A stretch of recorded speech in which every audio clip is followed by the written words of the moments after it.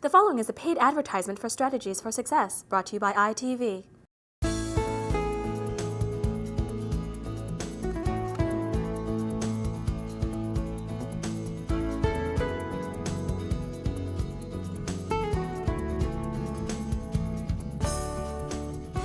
Hi, thanks for watching. I'm Donald Barrett. On this edition of ITV, we're going to be talking about your mental health.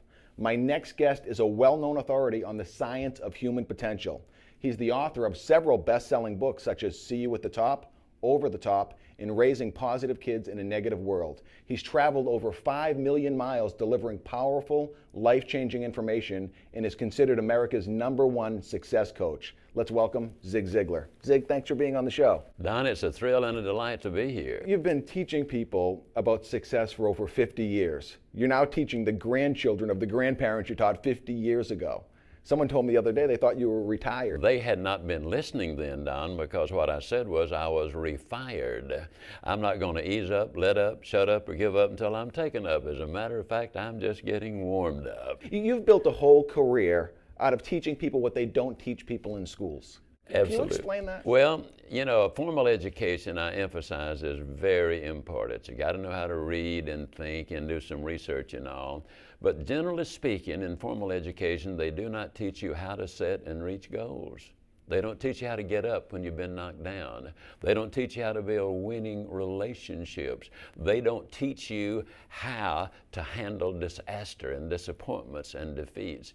And so we've built our entire career on that and a few other things to enable them to have a balanced success in life. How important is a positive self-image? The way you see yourself determines the actions you take and the confidence which you have.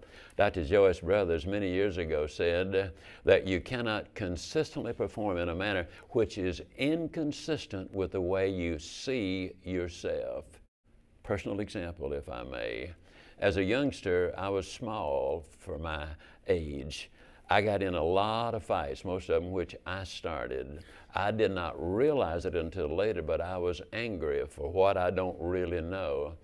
But then one day, when I first got started in sales, first 2.5 years struggled desperately. Then I went to a meeting. A man named P.C. Merrill persuaded me that day that I could be the #1 salesperson in America out of that organization of 7,000 salespeople if I just believed in myself and went to work on a regular schedule. Previous year, I had not been in the top 5,000. That year, because of Mr. Merrill's integrity and because he had set all of the records and because he was a man of success himself, when he said that to me, I believed him. Don, that year, a different Zig Ziglar went to work. The picture had changed of myself. Now I can be the national champion. I didn't quite make it, but I did finish #2 out of the 7,000 salespeople. Had the best promotion the company had to offer. The next year received, for the first time, the youngest person in the 50-year history of that company to ever become a divisional supervisor. It started with the image I had of myself and my attitude towards me. That's what made a huge difference. I mean, a lot of people think positive thinking is just looking at the world with rose-colored glasses. Unfortunately, that is true. Many people say, well, you know, that's motivation, and motivation is so temporary. Of course, that's true, but then so is bathing and eating. But my discovery is if you do both of them every day, you'll live longer and smell better in the process.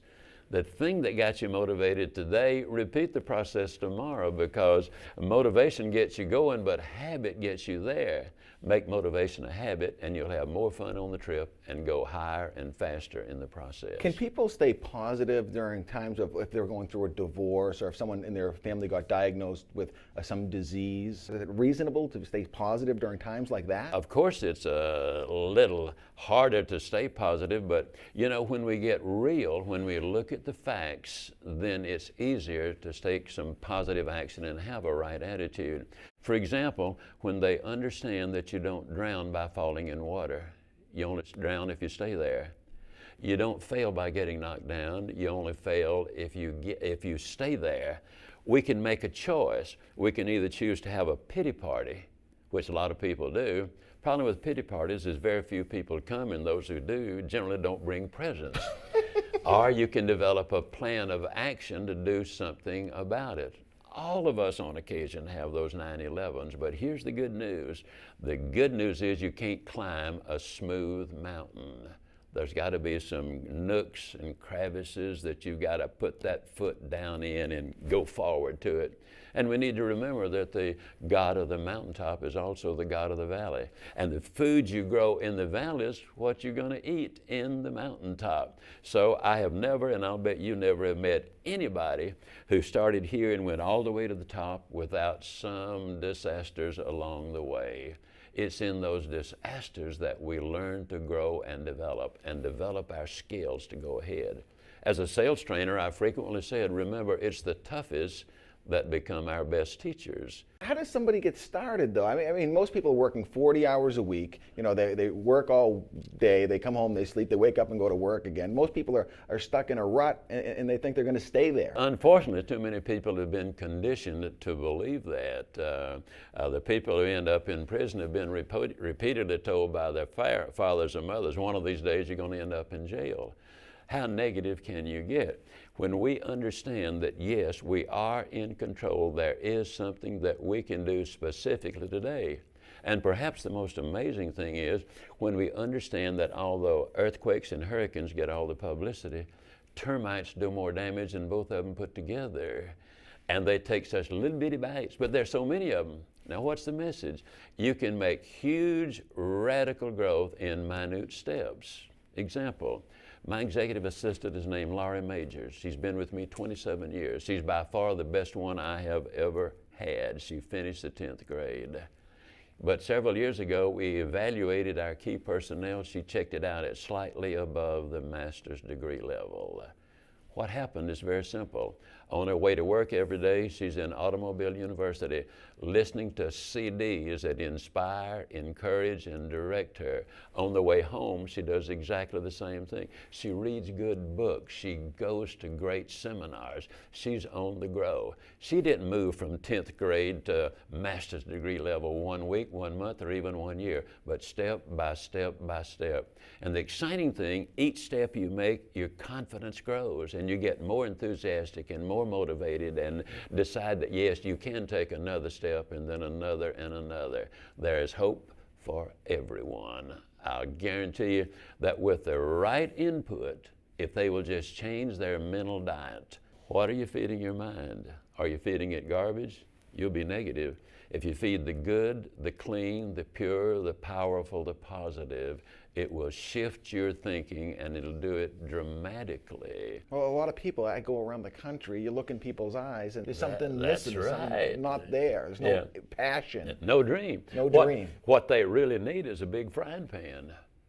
Gentleman Jim Corbett, great heavyweight champion of the world years and years ago, was an avid fisherman. He loved to fish. He was out doing his road work. He was in training one day. He ran past a fisherman who was pulling in the big ones and pulling in the little ones. I mean, he was having a field day every time he'd cast out fish.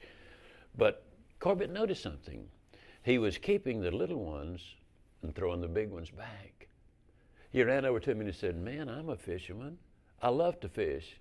But I've never seen anybody doing what you're doing. You're keeping the little ones and throwing back the big ones. What's going on?" The fisherman sadly shook his head. He said, "Man, you don't know how badly I hate to do that, but I don't have any choice. You see, all I've got is just this little old bitty frying pan." Now, before any of you laugh, let me remind you, how many times have you had a dream, a big one? And no sooner did you have it than you say, "Oh no, Lord, don't give me such a big one. All I've got is just this little old bitty frying pan." Besides, if the idea was any good, somebody else would already have thought about it. Just give me a little one. Yeah. Got good news for you. God doesn't issue little frying pans. He issues big ones.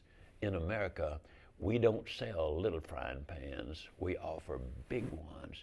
Doesn't make a difference where you come from, who you are. It's what you do and the kind of person you are, and the belief in that dream and the acquisition of that bigger frying pan. You'll be amazed at what you can do with your life. I believe God wouldn't give you a dream you couldn't achieve. That's exactly right. That's exactly right. 100% true. Hold on to that thought. I want to let our audience tune in here. If you're watching right now, we've only been talking to Zig Ziglar for a few minutes, but if you're watching and you'd like some more information on Zig's brand new program, Strategies for Success, pick up the phone and call the number on the screen.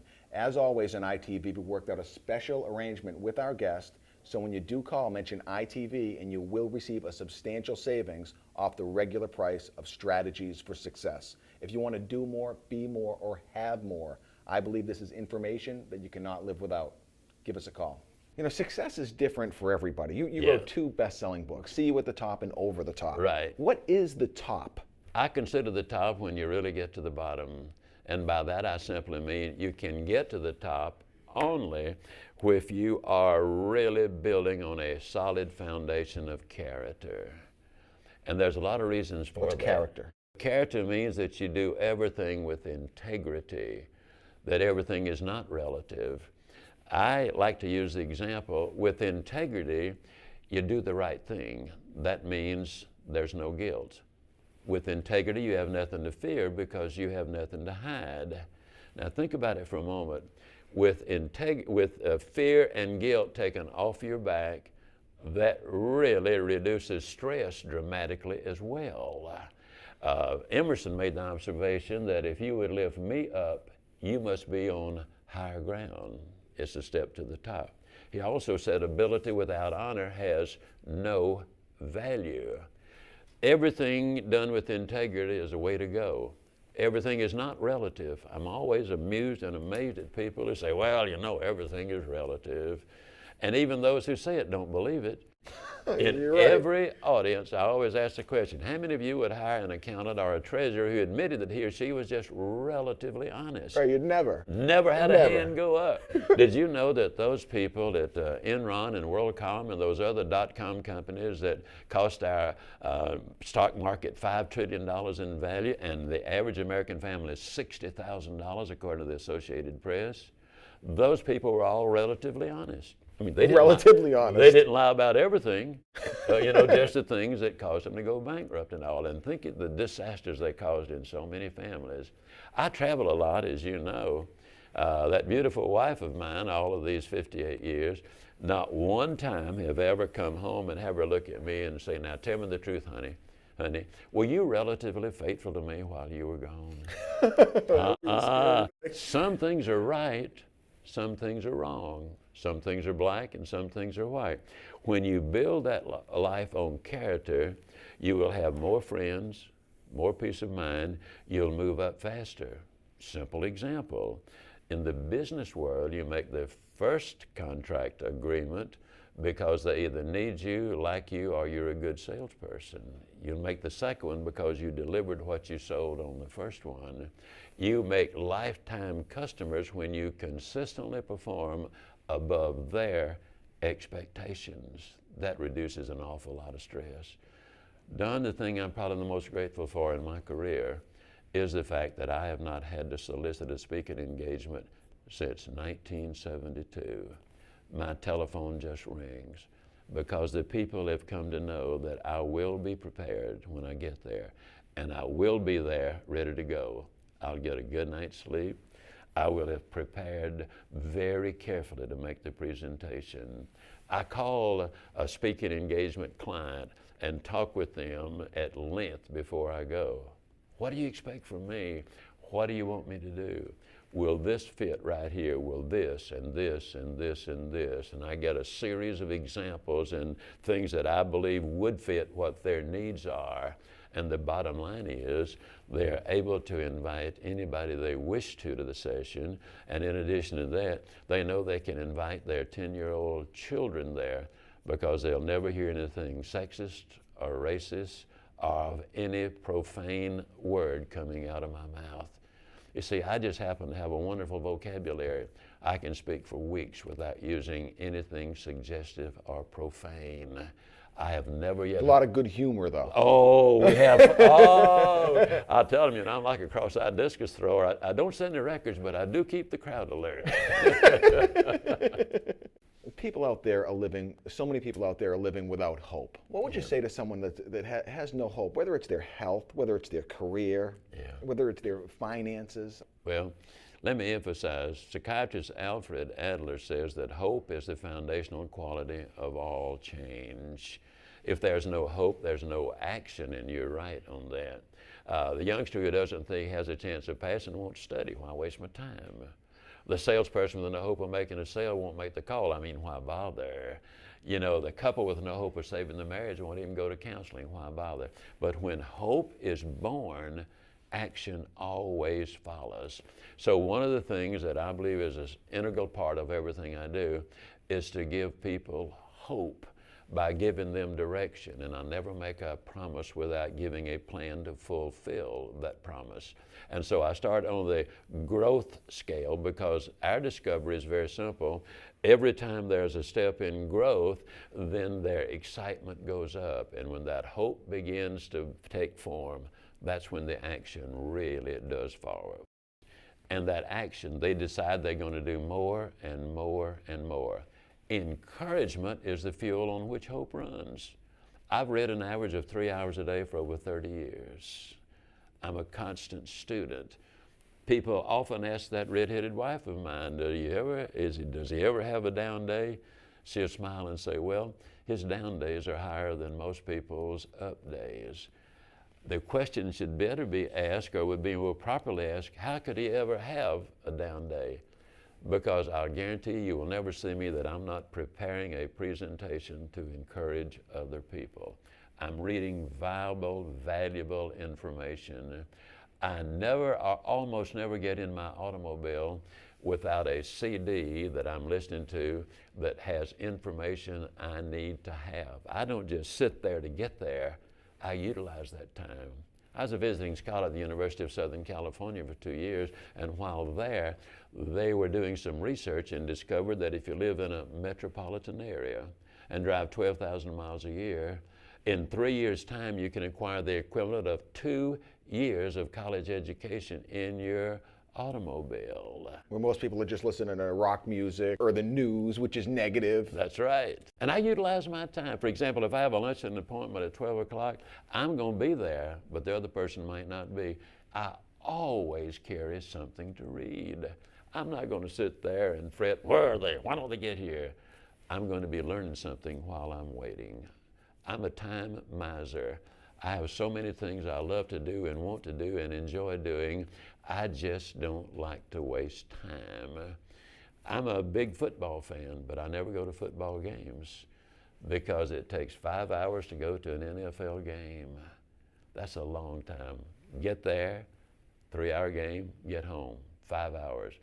At home, I can watch that game. I'm not a football player anyhow, so I need somebody to explain some of the things that's going on. And between plays, the average play only lasts 6 seconds. And the actual action time in a football game is less than an hour, a lot less than an hour. While I'm watching the game, I can read 50 pages and not miss anything because the replay, anything significant, they're going to cover it again. I just enjoy learning things, and I utilize my time to do that so I can teach others. Isn't it true also that people can get well if they have some disease, if they have a better positive mental outlook? Well, I believe the combination of having the right attitude and the right medication and the right direction is also important.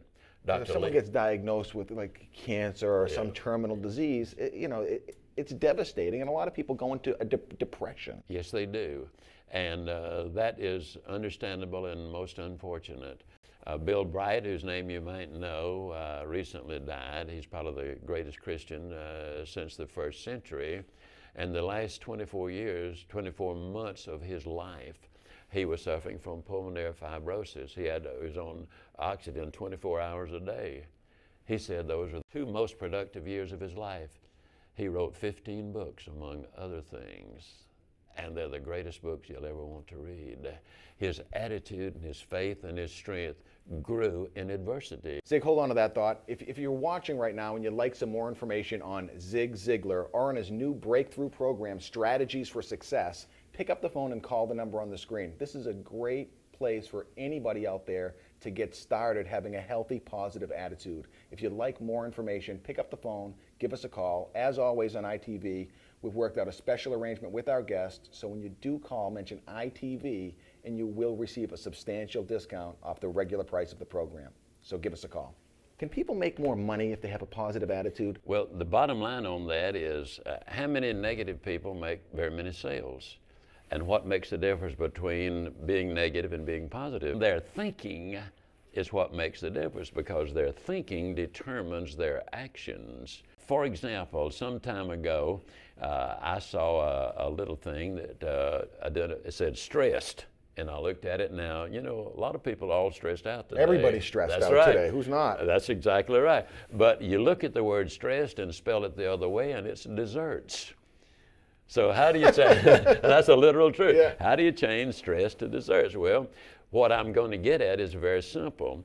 When you change your thinking, then everything else changes. And the very thought of saying that, I thought to myself, well, I wonder what else you could reverse.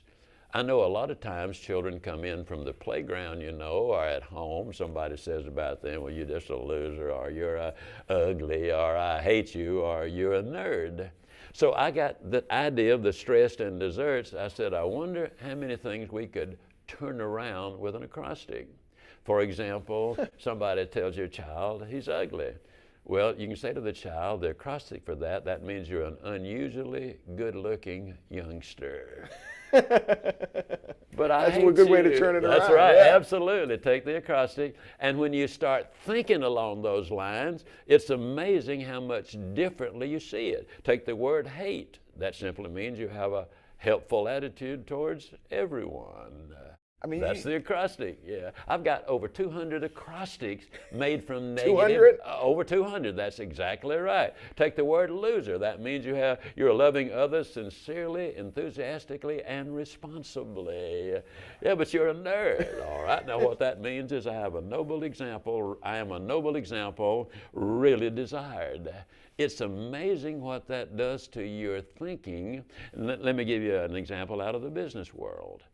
In the last 30 years, 40 steel companies in America have either gone belly up or are in Chapter 11. One steel company has been fabulously successful during that period of time. It's Nucor Steel. Now, the other steel companies went bankrupt because they kept saying, oh, you know, those foreign governments, they're subsidizing those steel companies. It's not fair. We can't compete with that competition. The leadership at Nucor said, man alive, are we ever glad that steel weighs so much. It's going to cost those suckers tons of money to ship that stuff over here. Here's what we're going to do. And they did some brainstorming. They decided they would start building smaller, high-tech mills in rural areas like in Indiana and in Nebraska and Utah. They said, we want to go there where the farmers are because they already know how to work. We can more easily teach them how to make steel than we can teach somebody who hadn't been working how to work. Just by changing their frame of mind. Absolutely. And creative ideas, you know. And when they put these smaller mills in, they reduced the length of time it took to manufacture a ton of steel from 6 hours to 30 minutes. But the really best news of all, there's not been a single layoff with them. They've had a better year every year. And their workers earn between $75,000 a year and $100,000 a year. Is it ever too late to start? I don't believe it is. I was broken in debt when I was 45 years old. My career was going nowhere. That's when my career exploded at that particular point. I used to weigh over 200 pounds.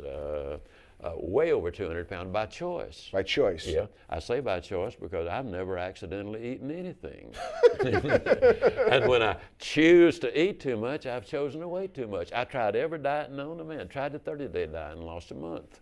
But I was committed, so I dieted religiously. I mean, I even quit eating in church. The only diet I ever followed religiously, however, was the A diet. I only ate foods that started with an A. You know, asparagus, an apple, a pie, a steak. But in 1972, I got on a sensible eating and exercise program. Up until then, my idea of exercise was to fill the tub, take a bath, pull the plug, and fight the current. That's not really much of an exercise program, but I started exercising regularly. I do a lot of walking, I do some weightlifting. Had to ease up on the weightlifting. I was bulking up, and a lot of folks thought I was on steroids, and you know, you got your reputation, you got to protect that. But my energy level, as a result of it, I stayed on the treadmill at the Cooper Clinic at age 74. You know, I'm lots older than that now, but I stayed on the treadmill at age 74 longer than I could stay at age 45 when I was overweight and out of shape. The benefits of taking care of the whole body, because research at Purdue University reveals that your physical health has a bearing on your mental health, your attitude, and everything else. I feel so good at my age, and my excitement, my energy level is off the charts. You've been helping people for over 50 years, all around the world. What keeps you going? What's your mission? My mission, our mission statement is literally to be the difference maker in the personal, family, professional, and spiritual lives of enough people to make a positive difference in the world. Very presumptuous, but when we wrote that mission statement, you would have thought it was presumptuous then, but my works have been translated now in 38 different languages. I speak to over 250,000 people. That's because you wrote down your mission statement. It wasn't in your head. That's exactly right. That's exactly right. And I continue, and I never make a suggestion to somebody else that I don't do myself. I exercise regularly. I study avidly. I court that redhead every day. I respect humanity and believe in the potential that lies inside of every human being. And when I get those letters and emails and comments and telephone calls, man, that's like saying to a dog, sick 'em. I mean, I get really excited, I really do. So many people out there want to do more, be more, and have more. What advice would you give to those people that are watching our show right now? You got to be the right kind of person. You got to do the right thing. And you've got to also have a conviction that, yes, you can do something. There's a difference between commitment preceded by belief. You know, some people are about as committed as a kamikaze pilot on his 39th mission. But when you've made a commitment, you know, as versus no commitment, when you hit the wall or have your own 9/11 or have those difficulties without a commitment, your first thought is, how can I get out of this deal? Whether it's a marriage or an educational goal or whatever, how can I get out of this? But if you've made the commitment, your first thought is, how can I solve this problem? All the difference in the world, but that commitment is so important. Zig, I want to thank you for being on the show. We're running out of time. If you're watching right now and you'd like some more information on Zig Ziglar or on his new breakthrough program, Strategies for Success, pick up the phone and call the number on the screen. As always on ITV, we worked out a special arrangement with our guest, so when you do call, mention ITV, and you will receive a substantial savings off the regular price of Strategies for Success. If you're out there and you want to do more, be more, or have more, I believe this is information you cannot live without. If you'd like some more information, give us a call. Zig Ziglar, thanks again for being on the show. My name is Donald Barrett, and we'll see you on another edition of ITV. Thanks for being with us. The proceeding was a paid advertisement for Strategies for Success, brought to you by ITV.